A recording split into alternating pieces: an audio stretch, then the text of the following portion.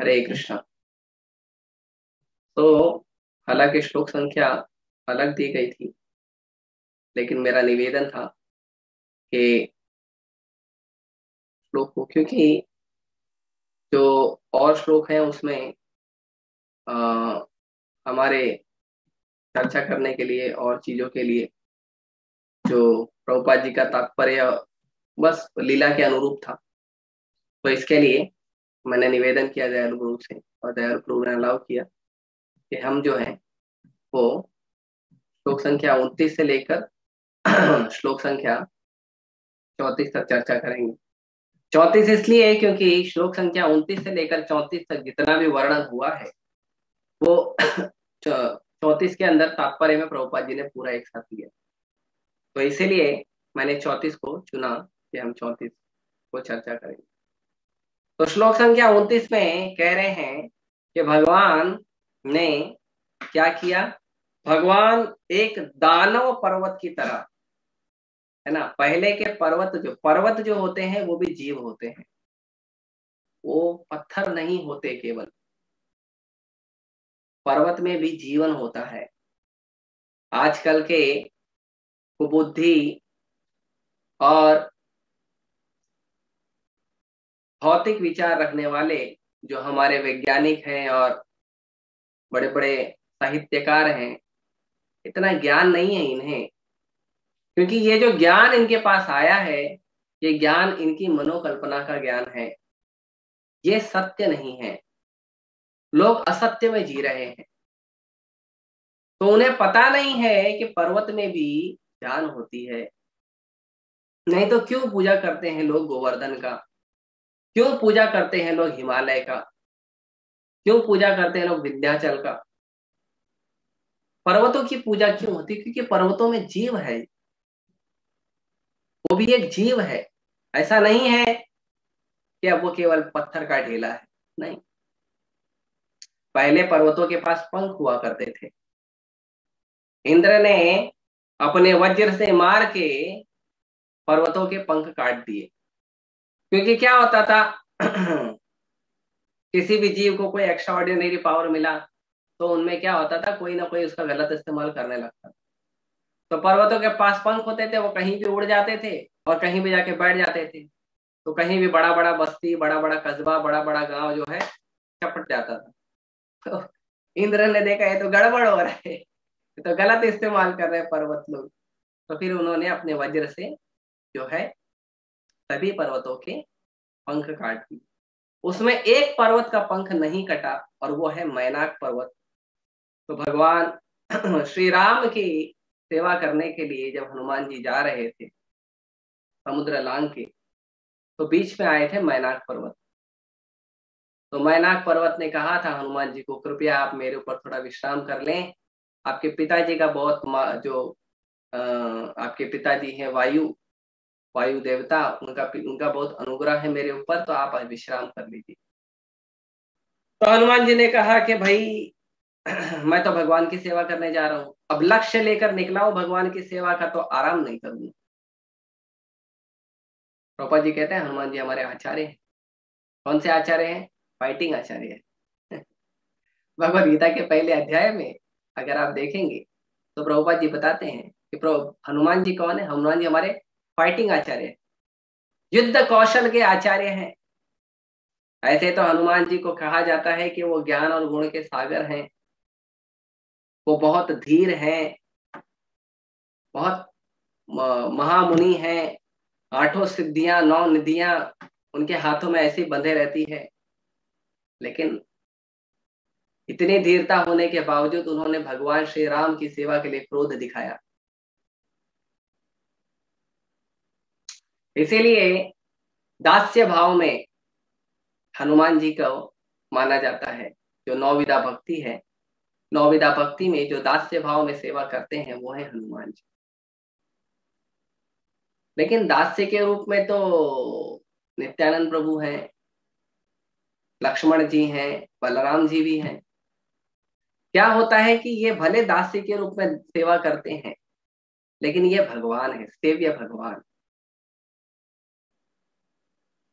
और कभी कभी जब ये देखते हैं कि भगवान पर कष्ट आ रहा है, तो कभी कभी ये अपना भगवत स्वरूप प्रकट कर देते हैं, जैसे लक्ष्मण ने प्रकट किया था, है ना। उनको गुस्सा आ गया था अपनी माँ कैकेयी के ऊपर और महाराज दशरथ के ऊपर। तो हनुमान जी जो है वो आचार्य हैं, क्यों? क्योंकि हनुमान जी सदा दास के भाव में रहते हैं। हनुमान जी से सीखना चाहिए कि एक दास्य की सेवा, दास्य भाव में भगवान की सेवा कैसे की जाए। कोई भी परिस्थिति हो, कैसा भी कष्ट हो, कितना भी बड़ा सेवा हो, प्रयास करने में हनुमान जी कभी पीछे नहीं।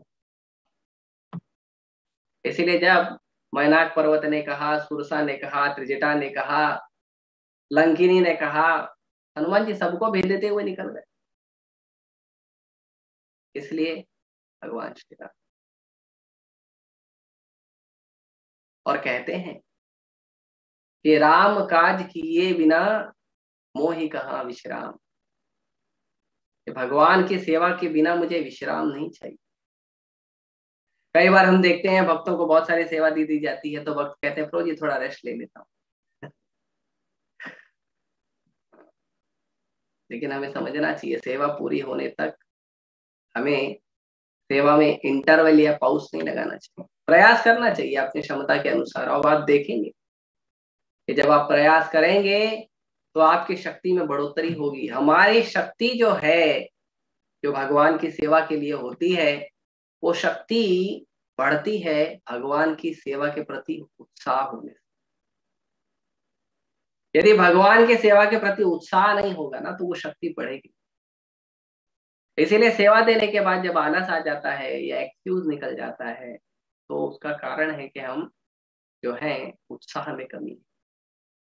तो इसीलिए हमें ज्यादा प्रयास करना चाहिए, ज्यादा से ज्यादा हरे कृष्ण मंत्र जप करें, ज्यादा से ज्यादा प्रभुपाद के ग्रंथों को पढ़ें, तो उत्साह फिर जनरेट होगा और फिर से हम सेवा के लिए तैयार हो जाएंगे।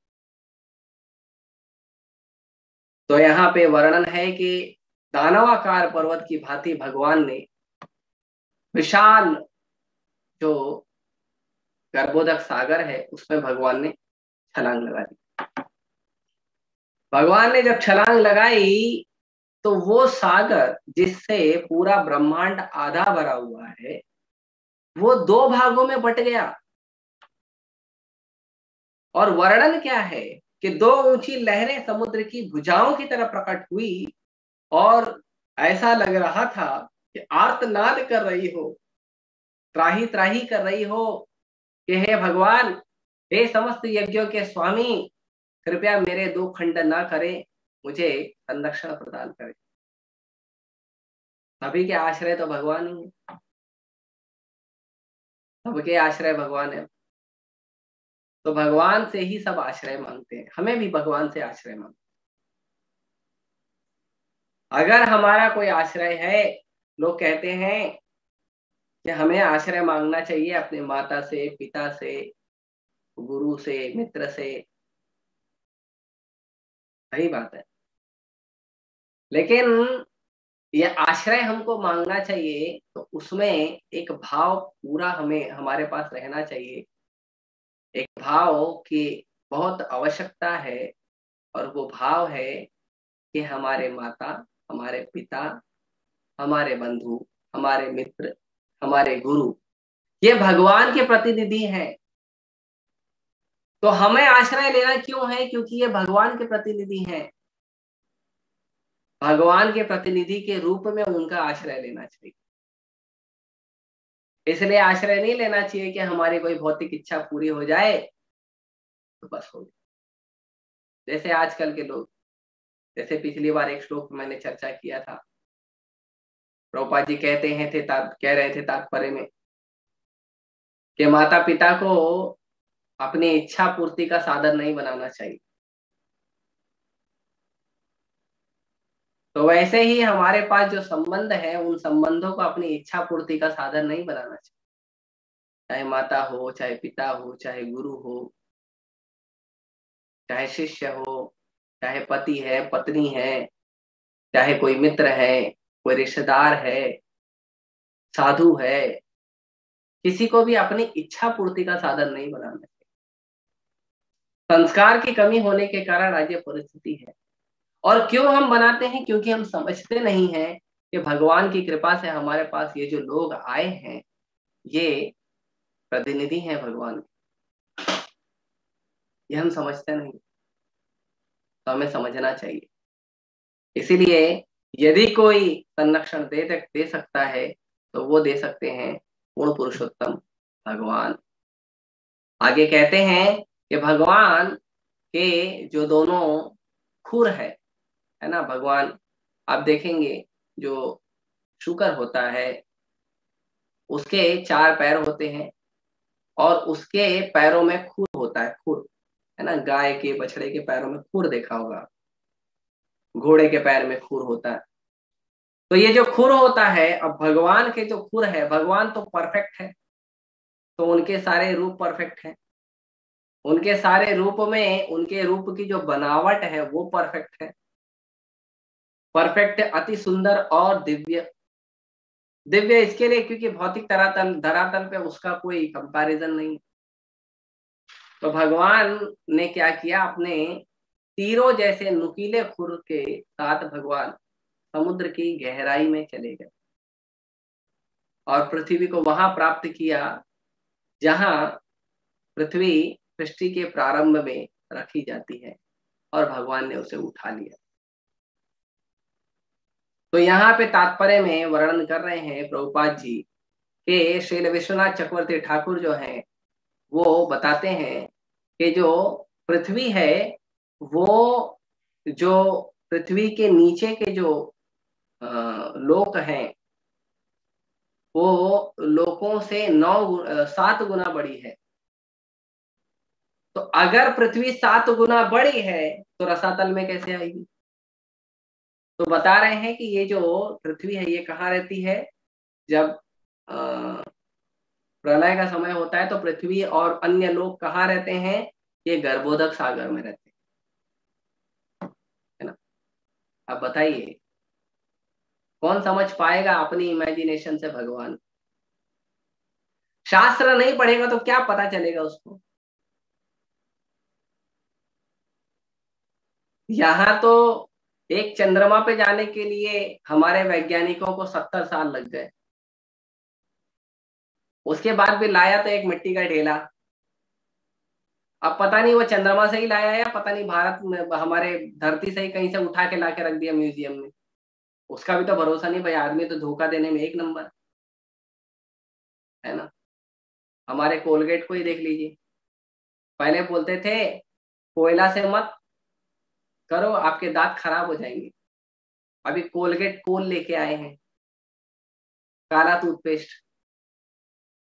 नीम डाल देते हैं उसमें, कभी कभी कभी नमक डाल देते हैं, कभी कभी हल्दी डाल देते हैं, टूथपेस्ट की जगह सब्जी बना कर दे रहे हैं।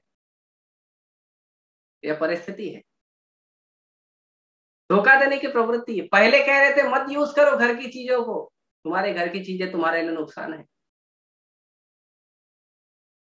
और बहुत सारे मॉडर्न लोग जो अपने आप को मॉडर्न समझते हैं, उन लोगों ने ऐसे मॉडर्न लोगों की बातें मान ली, अपने माता की, अपने पिता की, अपने दादा दादी का बात नहीं मानी। तो क्या हुआ? ले आए घर में सफेद पाउडर, उसका परिणाम देखिए। वो जो सफेद पाउडर या सफेद पेस्ट जो बनता है, उससे कैंसर भी होता है, पता है? अगर आपने जरूरत से ज्यादा ले लिया, जैसे बच्चे होते हैं ना कभी कभी लेके चाट लेते हैं, तो उससे कैंसर भी होता है। उसमें ऐसे केमिकल होते हैं।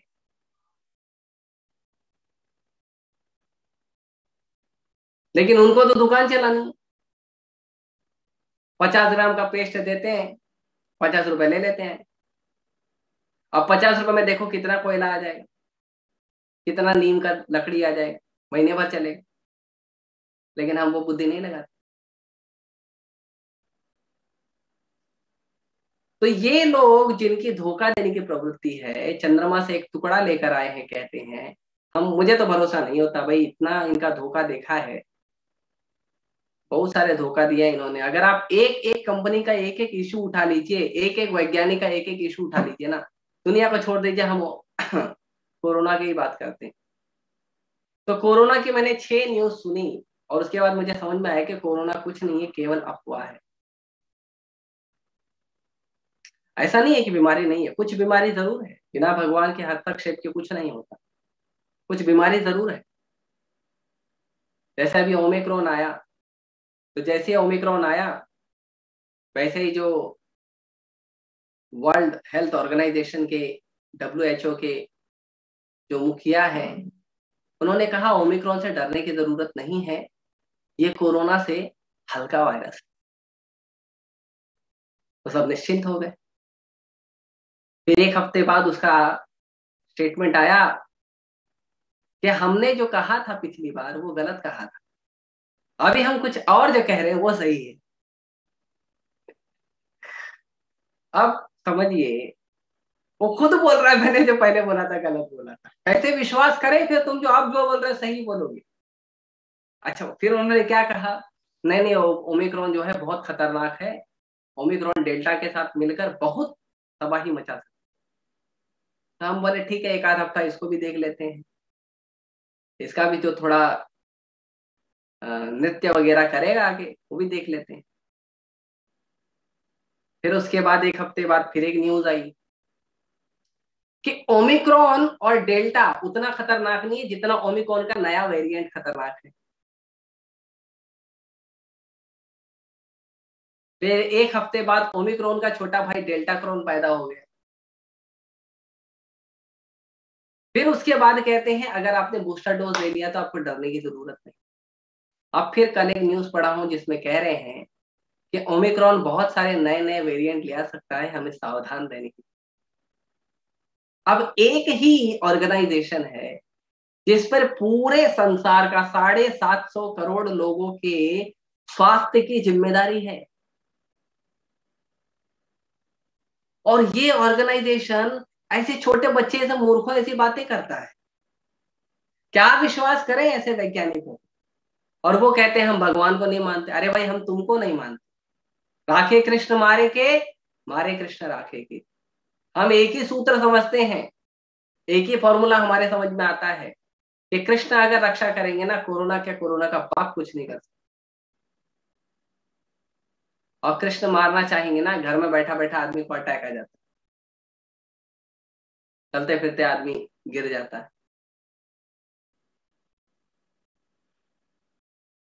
हमारे एक रिश्तेदार थे, बहुत बूढ़ी माता जी थी, करीबन होएगा उनका उम्र 55 के आसपास, 55-60 के आसपास उनका उम्र था। तो माता जी अपने बेटे के साथ जा रही थी कहीं बाजार में, ओ बाइक थोड़ा स्लिप हुआ और माता जी जो है बाइक से गिरी, और पूरी तरह स्वस्थ थी, बस वो बाइक से गिरे, उनके सिर पे चोट लगी और उन्होंने शरीर उधर ही छोड़ दिया। और ऐसे कई उदाहरण है। कौन बूढ़ा है ये भी नहीं कह सकते। प्रोपा जी कहते हैं 2 साल का बच्चा भी बूढ़ा ही है, क्यों, मृत्यु कब आ जाए क्या पता। तो ये जो इतना जो बृहद वर्णन है पृथ्वी के बारे में कि वो हम्म, अधम लोगों से 7 गुना बड़ी है, उसके बाद विष्णु धर्म का उल्लेख करते हैं और उसके अनुसार बताते हैं कि विष्णु धर्म के अनुसार बताया गया है जो पृथ्वी जो है वो इसमें जलमग्न रहती है, या जब प्रलय का समय होता है तो वहां पे पृथ्वी का विश्राम करने का अलग स्थल होता है। जब ब्रह्मा जी का एक दिन पूरा होता है, 12 घंटे दिन के पूरे होते हैं, तो 12 घंटे की जब रात होती है तो जितने भी सारे ग्रह हैं वो सारे ग्रह जो है प्रलय के समय पे वहां विश्राम करते हैं। वहां पर लेकर गया था हिरण्याक्ष। देखो, हिरण्याक्ष भी शास्त्रों को पढ़ा था। हमारे असुर भी आज के वैज्ञानिक लोगों से और आज के तथाकथित जो नास्तिक लोग हैं उनसे ज्यादा बुद्धिमान थे। क्या अगर असुरी स्वभाव भी प्रदर्शित करते थे तो शास्त्रों को पढ़ के करते थे। रावण शास्त्रज्ञ थे, हिरण्यकशिपु शास्त्रज्ञ थे, लेकिन पता नहीं क्या परिस्थिति हो गई है कि आजकल लोग जो हैं वो जी रहे हैं मनोरथेना असत धावतो बही। अपने मन के रथ पर चल के लोग क्या कर रहे हैं, असत्य की ओर जा रहे हैं। वही वही मतलब बाहर जा रहे हैं, अपने आनंद के घर में नहीं रहना चाहते हो, क्योंकि शास्त्रों को नहीं पढ़ते। इसीलिए प्रभुपाद जी की बड़ी अनुकंपा है, कृपा है कि उन्होंने हमें ये सारे शास्त्र दिए। आगे कहते हैं कि भगवान ने पृथ्वी को अपने दोनों दांतों के बीच में ले लिया। बड़े सुंदर लग रहे थे भगवान, और उनका क्रोध जो है सुदर्शन चक्र की भांति चमक रहा था, और उन्होंने हिरण्याक्ष को मार दिया जो भगवान से लड़ने का प्रयास कर रहा था। तो देखिए अभी यहाँ पे हिरण्याक्ष का वध हो गया, लेकिन आगे भी आएगा हिरण्याक्ष का वध होते हुए, जहां पे मैंने बताया कि भगवान एक उसको कर्ण मूले, कान के नीचे भगवान एक मारते हैं, उसका शरीर छूट जाता है। ये डायलॉग भी बॉलीवुड में यहीं से आया, वर्णन नहीं है ना, कर्ण मूले, कान के मूल पर, कान के नीचे बोलते हैं ना, बॉलीवुड में डायलॉग मारते हैं, कान के नीचे मार दूंगा। तो उनको बताना चाहिए भाई तुम्हारा डायलॉग जो है वो हमारे शास्त्र से आया है, कृपया उनको क्रेडिट दें। देते ही नहीं है, बताइए। ऐसे ऐसे स्वार्थी लोग हैं, पढ़ेंगे शास्त्र, स्टोरी उठाएंगे शास्त्र से, पूरा मूवी बनाएंगे, पैसा कमाएंगे, और बाद में कहते हैं कि तुम्हारे शास्त्र गलत है। तो पढ़ते क्यों? मत पढ़ा करो ना स्टोरी बनाने के लिए। देखते हैं तुम्हारे मन के अंदर कितनी शक्ति है, कितना स्टोरी बना ले। तो यहाँ पे श्रील जीव गोस्वामी का प्रभुपाद जी जो है रेफरेंस देकर बता रहे हैं कि यहाँ पे भगवान वराहदेव के दो अवतारों का वर्णन हुआ है। एक वराहदेव जो सफेद रूप में प्रकट हुए, और एक वराहदेव जो है एक श्वेत वराह है और एक रक्त वराह है जो लाल रूप में प्रकट हुए। तो दो रूप में भगवान प्रकट हुए। तो वराह का विशेष अवतार एक स्वयंभू प्रलय के समय हुआ था, और दूसरा चाक्षुष प्रलय के समय। मतलब ये जो अभी हमारा मनु का जो मनवंतर चल रहा है, 7वां मनवंतर, वैवस्वत मनवंतर, ये वैवस्वत मनवंतर का जो मनु का जो मनवंतर चल रहा है, इसके पहले चाक्षुष मनु का मनवंतर चल रहा था। और पहले ये जो मनवंतर था, सबसे पहला वाला, वो है स्वयंभू मनु का मनवंतर। तो भगवान का एक वराह रूप प्रकट हुआ था स्वयंभू मनवंतर के समय, और अभी दूसरा जो वराह रूप जो है वर्णन आएगा आगे की तरफ, वो है चाक्षुष मनवंतर का। तो दो, तो भगवान अनेक अनेक अवतार लेते हैं, कोई फिक्स नहीं है। कोई बोलता है अरे तुम लोग हरे कृष्णा पहले क्यों बोलते हो और हरे राम बाद में क्यों बोलते हो? तो मैं तो बोल देता मेरी मर्जी, तो तुमको क्या प्रॉब्लम? लेकिन वो बोलते हैं नहीं नहीं, भगवान राम पहले आए ना, कृष्ण बाद में आए। राम पहले आए, अच्छा भगवान राम कब आए? तो भगवान राम आए त्रेता युग में। कृष्ण कब आए? कृष्ण आए द्वापर युग में। अच्छा, तो अभी जो इस समय चल रहा है, इस समय 7वें मनवंतर का 28वां चतुर्युग चल रहा है। मतलब 27 हो चुके हैं इसके पहले 7वें मनवंतर का। इसके पहले 6 मनवंतर के 71 चतुर्युग की तो बात ही नहीं कर रहे हैं हम। तो 7वें मनवंतर का 28वां चतुर्युग चल रहा है, और एक चतुर्युग में होते हैं सत्ययुग, त्रेता युग, द्वापर युग और कलयुग। तो पिछले 27 चतुर्युग में भगवान राम आए थे कि नहीं, वो पूछना चाहिए।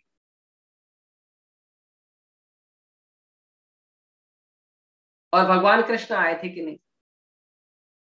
और भगवान कृष्ण का वर्णन तो प्रहलाद महाराज कहते हैं, मतिर न कृष्ण पर तो सुतो हुआ दुराशाया भयतमानी।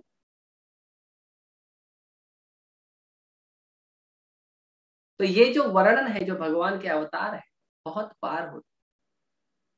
यदा यदा ही धर्मस्य ग्लानिर्भवति भारत अभ्युत्थानम धर्मस्य तदात्मानं सृजामि। मैं बार बार आता हूँ। क्यों आता हूँ? बार बार धर्म की हानि हो जाती है। तुम इतने बिगड़े हो, बार बार धर्म को खराब कर देते हो। जो जीव है, बद्ध जीव, इतना बिगड़ा हुआ है, उसको कुछ भी दो तो बार बार खराब कर देता है। और टीचर होती है ना, होमवर्क देके चले जाती है, आप लोग होमवर्क करो, मैं आती हूँ 5 मिनट। और 5 मिनट के अंदर तो पूरा शोर जो है प्रिंसिपल ऑफिस तक पहुंच जाता है। फिर दौड़े दौड़े आती, क्या हो गया भाई, फिर कुछ देती है, 2-4 लोग को ठीक करके फिर जाती, फिर आवाज आने लगती। हम लोग वैसे ही हैं। हम लोग वैसे ही, भगवान आते हैं सब ठीक करके, धर्म की स्थापना करके, साधु को, संतों को, वेदों को, गायों को, सबको देकर जाते। फिर भगवान गए, फिर कुछ टाइम खराब कर, फिर भगवान मॉनिटर भेजते हैं। हाँ, कुछ आचार्यों को भेजते हैं, जाओ ठीक करो।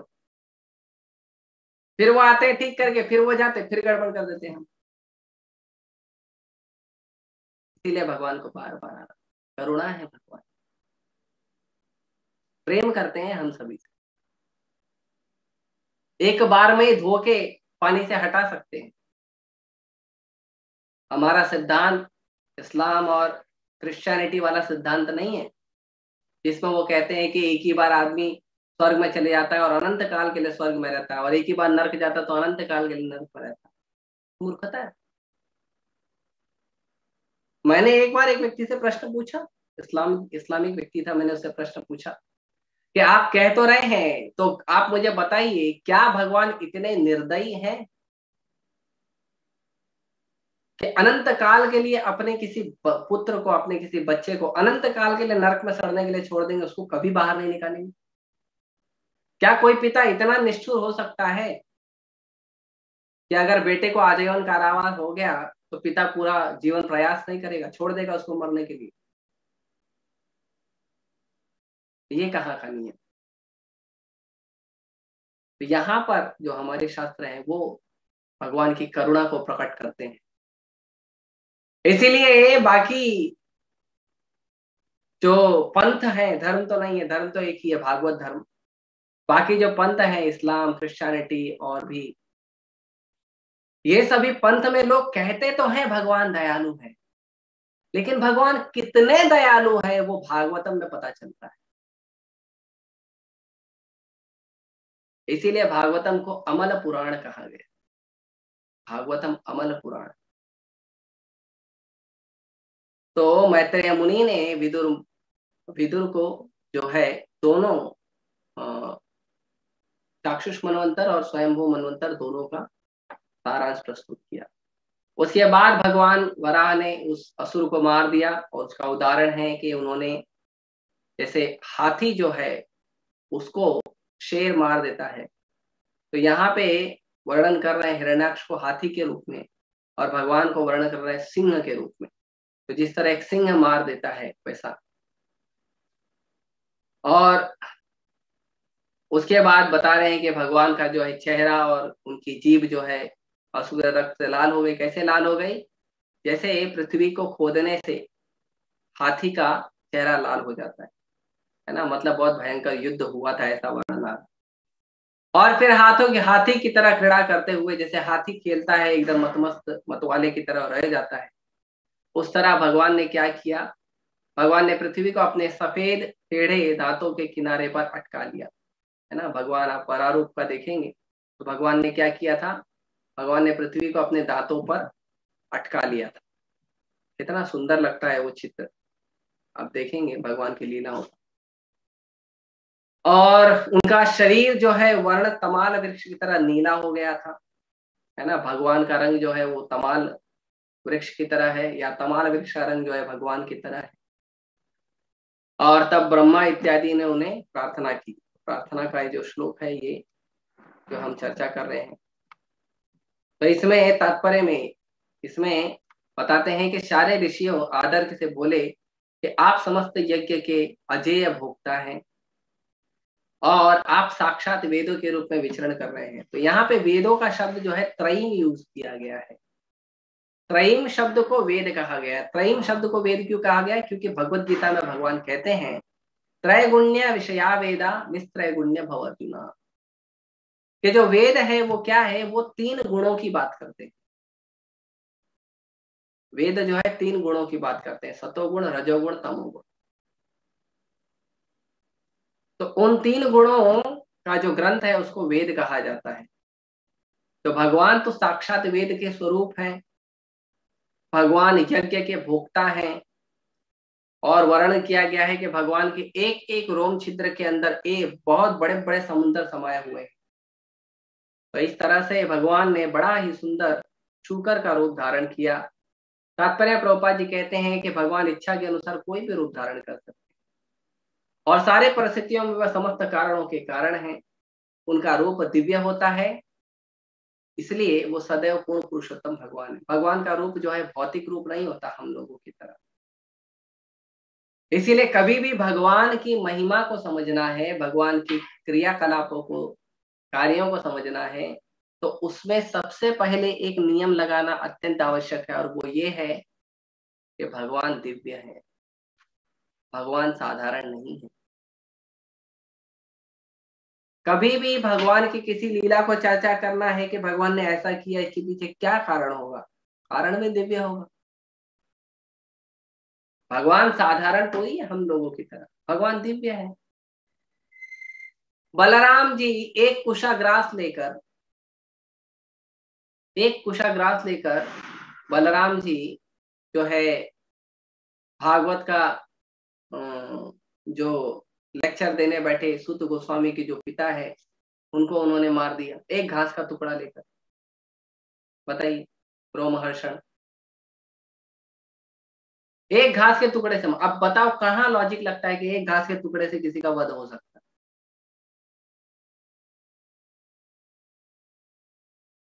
द्रोणाचार्य जी को, उनको शक्ति प्राप्त थी कि जब तक उनके हाथ में एक घास का टुकड़ा भी रहेगा उनको कोई क्षत्रिय हरा नहीं पाएगा, पूरी पृथ्वी में कोई हरा नहीं पाएगा। इसके लिए उनको निहत्था करके मारना पड़ा। कहां से लॉजिक बनता है कि एक घास का टुकड़ा होगा तो कोई हरा नहीं पाएगा? तो ये जो चीजें हैं ये दिव्य है, भगवान की लीला है दिव्य। 7 साल का बच्चा गोवर्धन उठा रहा है, 4 साल का बच्चा, 4 नहीं 6 साल का बच्चा वो 101 फनों वाले सर्प से लड़ रहा है, कालिया से। 4 साल की उम्र में अजगर के पेट में जाके बाहर आ गया। अरे अजगर के पेट में पूरा बड़ा आदमी चले जाए तो कभी बाहर ना आए। और अकेले बाहर नहीं आए, अपने मित्रों को, ग्वालों को, गैयों को, बछड़ों को, सबको साथ में लेके बाहर आए। सब अंदर गए, सब ताली बजाते हुए कृष्ण हमारी रक्षा करेंगे, सब बाहर आ गए। कैसे बाहर आ गए? 4 साल के बच्चे में इतना शक्ति होता है क्या? नहीं, सब बाहर आ गए। तो भगवान के क्रियाकलाप दिव्य हैं, भगवान का रूप दिव्य है, भगवान की लीला दिव्य है, साधारण धरातल स्तर पर नहीं है। इसीलिए भगवान की लीला में केवल रमण किया जाता है, आनंद लिया जाता है भगवान के जो लीला है उसका, और सीखा यही जाता है कि हमें भगवान का शरणागत होना चाहिए। ऐसे दिव्य पुरुष, परम पुरुष भगवान का हमें नित्य सेवक बनना चाहिए, यही सीखना चाहिए। बहुत सारे लोग उसमें से बहुत सारा चीज निकालते हैं, फिलोसफी है, साइंस है, केमिस्ट्री है, फिजिक्स है, सब कुछ भाई सबको आकर्षित करना है ना। जैसे शादी होती है तो शादी में बहुत सारे अलग अलग लोगों को बुलाते हैं। तो पहले तो ये होता था, गांव में शादी होती थी तो एक गांव में जितना आइटम बनता है सारे आइटम शादी में बना देते थे, है ना। रसगुल्ला है, गुलाब जामुन है, बाद में राइस है, दाल है, सब्जी है, उसकी भी अलग अलग वैरायटी बना देते थे। अभी क्या, मुंबई में जब शादियां होती है तो मुंबई में क्या पूरे भारत के लोग आते हैं और कुछ विदेशी भी आ जाते हैं, तो सब मिलेगा आपको। आपको साउथ इंडियन मिलेगा, नॉर्थ इंडियन मिलेगा, आपको चाइनीज मिलेगा, आपको क्या कहते हैं, जो पिज्जा है, बर्गर है, पानी पूरी है, सब मिलेगा। तो रखना पड़ता है ना, अभी कोई भूखा ना जाए, है ना। तो शास्त्रों में भी केमिस्ट फिजिक्स, बायोलॉजी, ये सब रखा है भगवान ने। क्यों? भाई आओ तो कुछ लेकर जाओ, है ना। खाली हाथ ना, भूखा पेट नहीं जाना, ज्ञान भर के जाना। लेकिन उसका मुख्य है भाव कि भगवान की लीला का आनंद लें। सीखे यही कि इतने दिव्य पुरुष भगवान हमारे पिता हैं, हम उनको छोड़कर इस धरती पर आए हैं, हमें वापस जाना है, नहीं रहना हमें इस संसार में जो केवल दुखों का आगार है। वापस जाना है हमें उस दिव्य धाम में जहां से हम आए हैं, ये सीखना चाहिए। यहाँ पे बड़ा सुंदर वर्णन किया है सुत गोस्वामी ने, और बहुत ही सुंदर तरीके से प्रभुपाद जी ने वर्णन किया है। तो मैंने अपने छोटी सी बुद्धि के अनुसार थोड़ा प्रयास किया है। किसी भक्त का कोई प्रश्न है तो पूछ सकते हैं, या मेरा मार्गदर्शन भी कर सकते हैं। हरे